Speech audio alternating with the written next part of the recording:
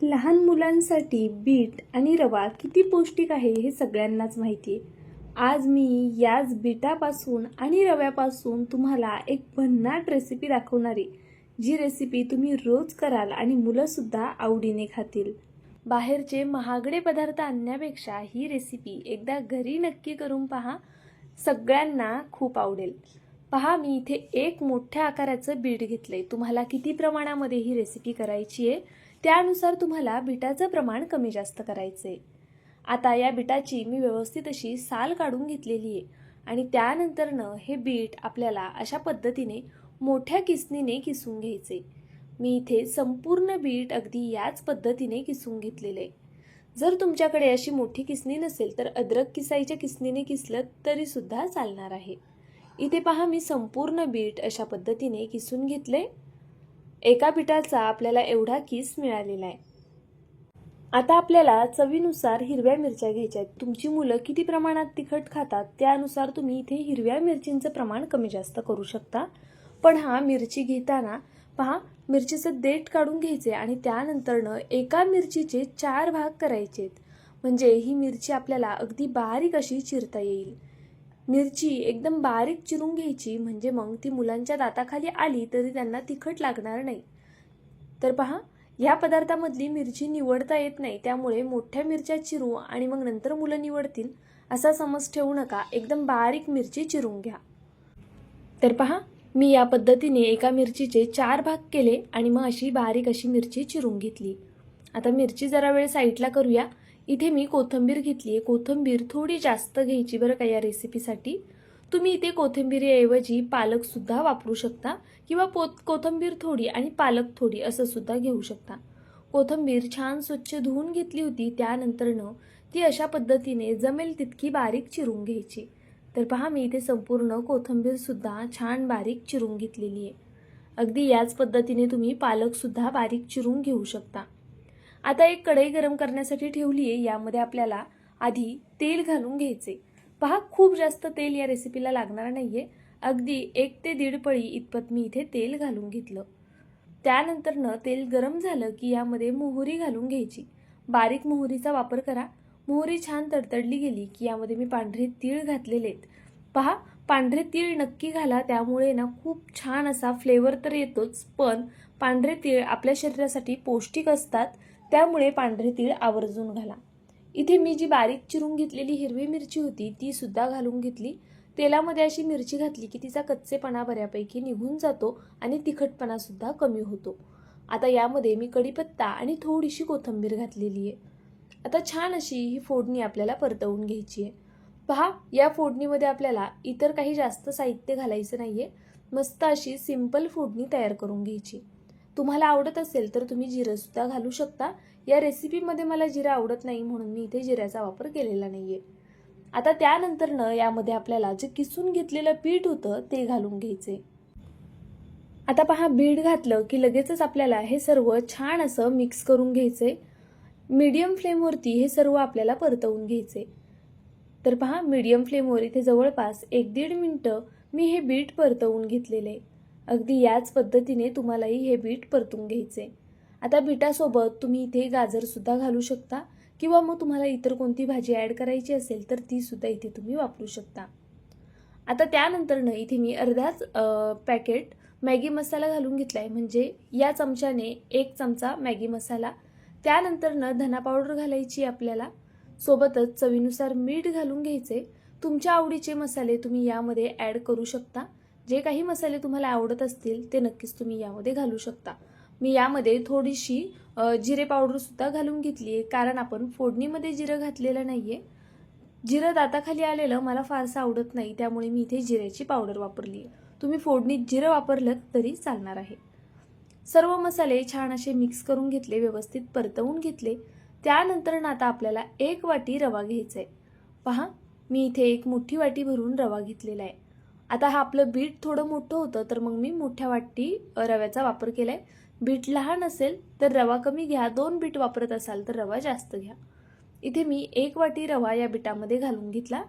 त्यानंतरनं संपूर्ण अशा पद्धतीने व्यवस्थित असं आपल्याला मिक्स करून घ्यायचे. बीट आणि रवा छान असा एकजीव झाला पाहिजे. गॅसची फ्लेम मीडियम आहे. मीडियम फ्लेमवरच मी हे व्यवस्थित असं परतवून घेणार आहे. आपल्याला बीटासोबत हा रवा कमीत कमी 1-2 मिनटं परतवून घ्यायचा आहे. तर पहा, इथे मी मीडियम फ्लेमवरच 1-2 मिनटं हे अशाच पद्धतीने परतवून घेणार आहे.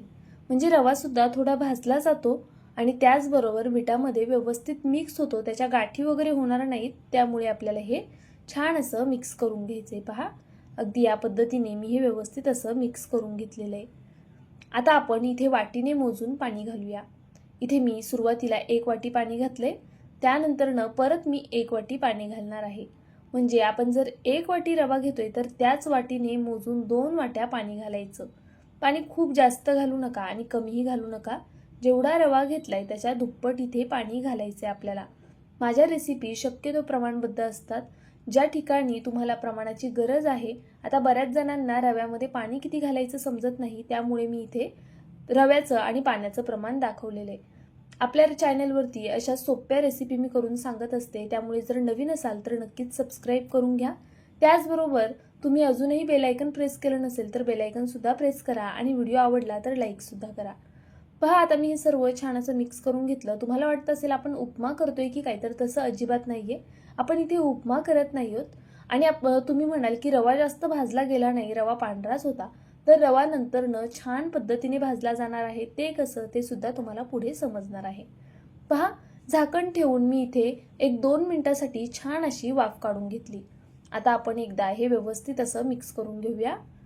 पहा, पाण्याचं प्रमाण अगदी परफेक्ट झालेलं आहे. अजिबात जास्तीचं पाणी घालायचं नाहीये आणि कमी सुद्धा पाणी व्हायला नकोय. आता मी हे एकदा मिक्स करून घेणार आणि परत एकदा झाकण ठेवून याला 2 मिनिटासाठी वाफ देऊन घेणार. असं केल्यामुळे काय होतं, रवा जरा शिजला जातो. त्याचबरोबर याचं पाणी जे थोडंसं शिल्लक आहे ना, ते सुद्धा थोडं आटलं जाईल आणि हा गोळा थोडासा घट्टसर होईल. तर पहा, या पद्धतीने मी आता हे सर्व छान असं मिक्स करून घेतलं. एकदा मध्ये मध्ये 1-2दा मिक्स करा, म्हणजे मग हे बॅटर खाली तळायला लागणार नाही. तर पहा, अशा पद्धतीने मी आता हे मिक्स करून घेतलं. झाकण ठेवते आणि 2 मिनिटासाठी परत वाफ काढून घेते. 1-2 मिनिटं झालेली आहेत. पाहू शकता तुम्ही, अगदी मस्त वाफ बसलेली आहे आणि हा रवा सुद्धा परफेक्ट असा शिजला गेलेला आहे. जर तुमच्या मुलांना आवडत असेल तर तुम्ही हे आत्ता असं डायरेक्ट सुद्धा खायला देऊ शकता. जसं आपण उपमा करतो ना, त्याच पद्धतीने केलेलं आहे. फक्त यामध्ये कांदा वगैरे वापरला नाहीये. पण या रेसिपीसाठी तुम्हाला जर कांदा वापरायचा असेल तर तो सुद्धा तुम्ही बीटासोबत थोडासा हलका परतवून घेऊ शकता. आता आवडीनुसार वरतून कोथिंबीर घालायची आणि हे सर्व पुन्हा एकदा एकजीव करून घ्यायचं. कोथिंबीरीसोबत तुम्ही पालक सुद्धा घालू शकता. ती पालक कच्ची राहणार नाही. ती कशी ते तुम्हाला पुढे समजेलच. आता पहा, इथे मी 1 प्लेट घेतलेली आहे. अशी पसरट प्लेट घ्यायची. तुम्हाला किती प्रमाणामध्ये हा पदार्थ करायचा आहे त्यानुसार तुम्ही इथे प्लेट पसरट घ्यायची आहे. मी एकाच व्हिडिओमध्ये तुम्हाला आता 2-3 वेगवेगळ्या पद्धतीच्या रेसिपी दाखवणार आहे इथून पुढे. त्यामुळे व्हिडिओ नक्की काळजीपूर्वक पहा. तुम्हाला आवडेल ती रेसिपी इथून पुढची तुम्ही करू शकता. तर पहा, मी इथे प्लेटला तेल लावून घेतलं. त्यानंतरनं यामध्ये आपल्याला तीळ घालून घ्यायचेत. तर इथे मी पांढरे तीळ अशा पद्धतीने घालून घेतले, म्हणजे ते दिसायला छान दिसतात. आता सोबतच कोथिंबीर घालायची आपल्याला इथे थोडीशी. पाहू शकता अगदी या पद्धतीने मी इथे कोथिंबीर सुद्धा ॲड केलेली आहे. त्यानंतरनं आपण यावरती जे बॅटर आपण तयार करून ठेवलं होतं ना, ते घालून घेऊया. आता या प्लेटमध्ये जितकं बसेल तितकंच बॅटर आपल्याला यामध्ये घालून घ्यायचे. जर तुम्हाला या संपूर्ण रेसिपीची, या संपूर्ण साहित्याची हीच रेसिपी करायची असेल तर तुम्ही मोठी प्लेट घ्या आणि मग त्यामध्ये तुम्ही हे करू शकता. मी इथे तुम्हाला एकाच बॅटरपासून वेगवेगळ्या रेसिपीज दाखवतेय, त्यामुळे मग मी इथे तुम्हाला छोटी प्लेटमध्ये आता हे दाखवणार आहे. तर पहा, हे बॅटर खूप जास्त गरम आहे. हाताला सोसेल अशा पद्धतीने हे थापून घ्यायचे. अगदी हळूहळू असं हे थापून घ्या. हवं तर तुम्ही हातामध्ये प्लास्टिकची बॅग घालू शकता आणि मग हे थापून घेऊ शकता. पण हे गरम गरम असतानाच जरा थापलं की व्यवस्थित सेट होतं आणि मग याच्या ज्या आपण वड्या करणार ना, त्या अजिबात तुटणार वगैरे नाहीयेत. आता तुम्हाला प्रश्न पडला असेल, 1 चमचा गव्हाच्या पिठापासून ही रेसिपी दाखवणार होती. गव्हाच्या पिठाचा तर कुठेच वापर केलेला नाहीये. गव्हाचं पीठ कुठे वापरायचं ते सुद्धा मी पुढे तुम्हाला दाखवणार आहे. त्यामुळे व्हिडिओ नक्की शेवटपर्यंत पहा. रेसिपी एवढी कमाल आहे ना की खरं सांगतेय, व्हिडिओ संपल्यानंतर ना तुम्ही लगेच ही रेसिपी करायला घ्याल. चवीला खरंच अप्रतिम होते. तुमच्या आवडीनुसार मसाले बॅलन्स करा. तुम्हाला आवडतील ते मसाले घाला, जे आवडत नाही ते स्किप करा आणि मग तुमच्या आवडीची रेसिपी ही होऊन जाईल. पहा वरतून पुन्हा मी थोडेसे तीळ घालून घेतले, दिसायला किती सुंदर दिसतात ना. अशा पद्धतीने आपल्याला वरतून सुद्धा थोडे तीळ लावायचे. आणि पहा ही प्लेट आपल्याला आता फ्रीजमध्ये ठेवायची. आता हे थोडंसं गरम आहे ना, फ्रीजमध्ये ठेवून छान सेट करून घेऊया. एक 10 ते 15 मिनिटांसाठी मी ती प्लेट फ्रीजमध्ये ठेवली. तोपर्यंत आपण पुढची साहित्य जे पुढची रेसिपी आहे ती करून घेऊया. पहा इथे कढईमध्ये शिल्लक राहिलेल्या बॅटरपासून आता मी तुम्हाला वेगवेगळ्या प्रकारचे कटलेट दाखवणार आहे. मग त्यातले जे कटलेट तुम्हाला आवडतील ते कटलेट तुम्ही करू शकता. आता हे आपण नेहमीच अशा पद्धतीने गोलाकार कटलेट तयार करतो. जसं रेग्युलर कटलेट असतात अगदी त्या पद्धतीने तुम्ही हे कटलेट तयार करून घेऊ शकता. हे बिटाचे कटलेट मुलांना असं दिसायला सुद्धा थोडं अट्रॅक्टिव्ह दिसतं. त्याचबरोबर मुलांना हे चवीला एवढे आवडतात की तुमची मुलं कधी सगळं फस्त करतील तुम्हालाही समजणार नाही. तर पहा मी इथे 2 त्या पद्धतीने कटलेट तयार करून घेतले. त्यानंतरनं या पद्धतीने सुद्धा तुम्ही हे कटलेट तयार करून घेऊ शकता. तुम्हाला जो आकार आवडत असेल ना तो आकार तुम्ही या कटलेटला देऊ शकता. पहा अगदी सहज असे ह्या कटलेट हातावरती असे वळता येतात. पाहू शकता तुम्ही इथे अशा पद्धतीने तुम्ही छोटे छोटे बॉल्स सुद्धा तयार करून घेऊ शकता. गव्हाच्या पिठाचा मेन वापर आपल्याला पुढे करायचा आहे, त्यामुळे व्हिडिओ नक्की शेवटपर्यंत पहा. आणि यामधला तुम्ही कोणत्या प्रकारचे कटलेट करणार ते सुद्धा मला कमेंट करून नक्कीच कळवा.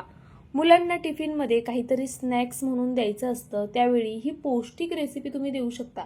पहा यामध्ये सगळंच पौष्टिक आहे, त्यामुळे तुम्ही अगदी आरामात मुलांना ही रेसिपी देऊ शकता.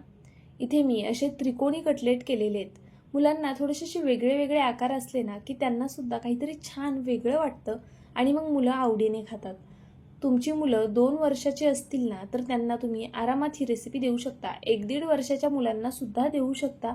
यामध्ये कोणताही असा जड पदार्थ नाहीये. पचायला सगळे पदार्थ हलके आहेत. फक्त मिरचीचं प्रमाण तुमच्या मुलांच्या आवडीनुसार कमी जास्त करून घ्या. तर पहा इथे मी या पद्धतीचा सुद्धा एक कटलेट तयार केलेला आहे. असेच वेगवेगळे कटलेट मी इथे संपूर्ण प्लेटमध्ये तयार करून घेतले. हे सुद्धा तुम्ही फ्रीजमध्ये 1 ते 2 दिवसासाठी ठेवू शकता. 1 ते 2 दिवसाच्या वर ठेवू नका. लहान मुलांना देताय तर आत्ता करून लगेचच अर्ध्या तासाच्या आत त्यांना खायला द्या. पण जर मोठ्यांसाठी करत असाल तर 2 दिवस तुम्ही नक्कीच ही रेसिपी करून ठेवू शकता फ्रीजमध्ये. आणि मग जेव्हा हवंय तेव्हा पुढची कृती करून ही रेसिपी तुम्ही खाऊ शकता. आता पहा ही प्लेट मी जवळपास 15 ते 20 मिनिटं फ्रीजमध्ये ठेवली होती. आता ती बाहेर काढली आहे. पहा किती छान असं हे सेट झालेलं आहे. त्यामुळे याच्या वड्या सुद्धा मस्त अशा कट करता येतात. तुम्ही या पद्धतीने अशा पद्धतीने प्लेटमध्ये करून हे ठेवू शकता आणि मग जेव्हा तुम्हाला ह्या वड्या खायच्या असतील तेव्हा बाहेर काढून करू शकता. आता इथे मी या पद्धतीने पहा अशा लंबकुळे काप करून घेणारे याचे. पण तुम्हाला हवं असल्यास तुम्ही छोटे छोटे चौकोन सुद्धा याचे कट करून घेतले तरी चालेल. आता तुम्हाला मी एक रेसिपी सांगते यामध्येच. पहा याचेत ना असे छोटे छोटे तुकडे करायचे. त्यानंतर कढईमध्ये मस्त अशी फोडणी तयार करायची. फोडणीमध्ये तुम्ही तुमच्या आवडीचे साहित्य घालू शकता. तेलामध्ये जिरं घाला, मोहरी घाला, सोबतच पांढरे तीळ घालू शकता. तुम्ही उडदाची डाळ सुद्धा घालू शकता. उडदाच्या डाळीमुळे सुद्धा ही रेसिपी कमाल लागते. फोडणीमध्ये उडदाची थोडीशी डाळ घाला. त्यानंतर तुमच्या आवडीचे मसाले घाला. जसं की मॅगी मसाला असेल, पावभाजी मसाला असेल, या पद्धतीचे मसाले वापरा. थोडंसं मीठ घाला आणि मग ही मस्त फोडणीमध्ये तुम्ही ह्याच्या छोट्या छोट्या वड्या करून घाला आणि छान परतवून घ्या. मग भरपूर अशी कोथिंबीर घाला. मुलांना टिफिनसाठी अतिशय हेल्दी स्नॅक्स तयार होईल. पहा मी याच्या अशा लांब लांब खापा करून घेतलेल्या आहेत. तर आता आपण लगेचच 1 चमचा बेसन पिठाचं काय करायचं होतं ते पाहूया आणि मग याचं काय करायचंय ते सुद्धा पाहूया. पहा इथे मी एका बाउलमध्ये कोथिंबीर घेतली. त्यामध्ये चमचाभर तुम्हाला गव्हाचं पीठ घ्यायचे. आता तुम्ही किती प्रमाणामध्ये ही रेसिपी लगेच करणार आहात त्या प्रमाणामध्ये तुम्हाला गव्हाचं पीठ इथे घ्यायचं आहे. मी इथे थोडं जास्त क्वांटिटीत करते त्यामुळे मी इथे 2 चमचे गव्हाचं पीठ घेतले. सोबतच ओरेगॅनो घेतलाय आणि चवीनुसार मीठ आणि थोडे पांढरे तीळ घालायचे आहेत आपल्याला. पहा तुम्हाला ओरेगॅनो किती प्रमाणामध्ये हवाय त्यानुसार तुम्ही इथे घेऊ शकता. मी मीठ पुन्हा थोडंसं घातलेलं आहे कारण मला मीठ थोडं कमी वाटत होतं. आता आपण हे सगळं छान असं मिक्स करून घेऊया. ओरेगॅनो नसेल नाही घातलात तरी चालेल, स्किप केलात तरी चालेल. तुमच्याकडे चिली फ्लेक्स असेल तर ते घालू शकता. म्हणजे हा जो पदार्थ आहे ना तो छान दिसायला हवा यासाठी तुम्ही यामध्ये वेगवेगळ्या प्रकारचे मसाले किंवा रंगीत असं काहीतरी वापरू शकता.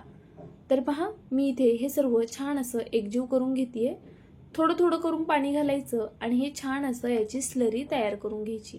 आता तुमच्या लक्षात आलं असेल आपण नेमकं काय करतोय. पहा, हा पदार्थ एकदम कुरकुरीत आणि खुसखुशीत होतो. तर पहा, मी पुन्हा यामध्ये थोडंसं पाणी घातलंय आणि हे छान असं बॅटर तयार करून घेतेय. अगदी या पद्धतीने आपल्याला हे बॅटर तयार करायचे. खूप घट्ट ठेवू नका आणि खूपच पातळही करू नका. अगदी परफेक्ट असं हे बॅटर तयार झालेलं आहे. पाहू शकता तुम्ही, या पद्धतीने हे बॅटर आपल्याला हवंय. आता काय करायचं, यामध्ये ना मी अगदी असं डीप करणार आहे फक्त. पहा, काट्या चमच्याने एक मी यामध्ये कटलेट टाकलेलं आहे आणि अशा पद्धतीने काट्या चमच्यानेच हे वर काढून घ्यायचे. आधीच मी तेल गरम करण्यासाठी ठेवलं होतं. तेल चेक करूया आधी गरम झालंय का. पहा, तेल व्यवस्थित असं गरम झालेलं आहे. मीडियम टू हाय फ्लेमवर आपल्याला हे तेल गरम करून घ्यायचे. बरं, हे कटलेट सोडत असताना गॅस मोठा करायचा आहे. बारीक गॅसवर हे कटलेट जर तळले तर तेल पितीन, कारण आपण यामध्ये रव्याचा वापर केलेला आहे. त्यामुळे मोठ्या गॅसवरच हे सगळे कटलेट आपल्याला तळून घ्यायचे. तुम्हाला एका वेळी किती कटलेट करायचे तेवढे तुम्ही करू शकता, बाकीचे फ्रीजमध्ये ठेवू शकता. मीडियम टू हाय फ्लेमवर मी हे संपूर्ण कटलेट अशा पद्धतीने तळून घेणार आहे. आणि हां, हे कटलेट तळत असताना गॅस अजिबात बारीक करू नका. ही खूप महत्त्वाची टीप आहे, म्हणून लक्षात ठेवा. तर मी इथे एक एक करून याच पद्धतीने हे कटलेट सोडून घेतेय तेलात. जे वरती आपण गव्हाचं पीठ वापरलंय ना, ते अशा पद्धतीने थोडं पातळच हवं, खूप घट्ट करू नका, नाहीतर मग कटलेटला तो फ्लेवर, तो फील राहणार नाही.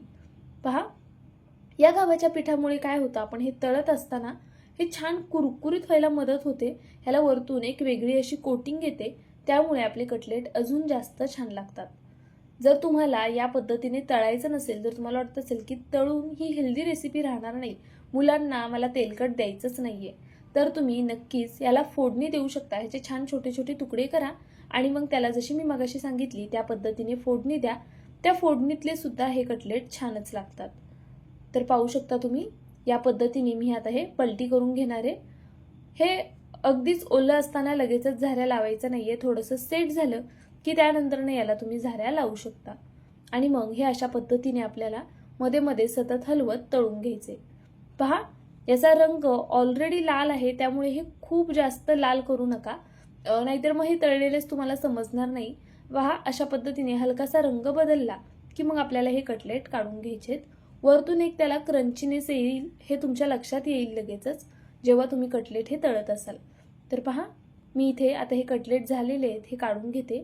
यावरती आपण जे पांढरे असे तीळ लावलेत, त्यामुळे हे कटलेट दिसायला अजून जास्त सुंदर दिसत आहेत. पाहू शकता तुम्ही. आणि हे जे गव्हाच्या पिठाचा आपण ज्यावेळेस चमच्याने सोडतो ना, त्यावेळेस तो चुरा त्यामध्ये पडतो, तो काढून घ्यायचा. तो सुद्धा खायला अप्रतिम लागतो. याच पद्धतीने मी आता बाकीचे सुद्धा कटलेट सोडून घेणार आहे. पहा, कढईमध्ये मी अशा पद्धतीने सगळे कटलेट एका वेळी बसेल इतके कटलेट सोडून घेतले. बाकीचे कटलेट फ्राय होत आहेत, तोपर्यंत आपण इथे हे चेक करूया. मस्त असे कुरकुरीत झालेले, अगदी खुसखुशीत झाले होते. आतमधून छान पोकळ होतात. पहा, मी इथे हे तोडून दाखवतेय. तुम्हाला आवडेल त्या आकारामध्ये तुम्ही हे नक्कीच करू शकता. आणि मी तर म्हणेल की इतर सगळे आकार देण्यापेक्षा मस्त असं प्लेटमध्ये थापा, अगदी सोपं सुद्धा होतं. आणि हे जरा पातळ असतात ना, तर मग अजून जास्त कुरकुरीत लागतात. पाहू शकता तुम्ही, हे सुद्धा मी एक कटलेट तुम्हाला तोडून दाखवणार आहे. आतमध्ये अगदी मस्त मोकळे असतात, जाळीदार असतात आणि हलके फुलके होतात. अशा पद्धतीने पाहू शकता. तुम्ही यापूर्वी ही रेसिपी कधी केली आहे का, मला प्लीज कमेंट करून नक्कीच कळवा. त्याचबरोबर तुम्हाला माझ्या रेसिपी कशा वाटतात ते सुद्धा मला कमेंट करून सांगत जा. तुम्ही माझा हा व्हिडिओ कुठून पाहताय ते सुद्धा मला नक्कीच कळवा. बरं, ही रेसिपी तुम्ही कोणत्याही प्रकारच्या चटणीसोबत, सॉससोबत, केचपसोबत खाऊ शकता किंवा मग दह्यासोबत सुद्धा कमाल लागते. चहासोबत अप्रतिम कॉम्बिनेशन आहे. एकदा तरी नक्की ट्राय करा. पाहुण्यांना ही रेसिपी करून खायला घाला आणि मग रेसिपी विचारल्यावर माझा व्हिडिओ नक्कीच रेकमेंड करा. बरं, चला, तुम्ही माझा व्हिडिओ संपूर्ण पाहिलात त्याबद्दल खरंच खूप मनापासून धन्यवाद. उद्या पुन्हा भेटूया अशाच एका छानशा रेसिपीसोबत. तोपर्यंत bye. Thank you so much for watching.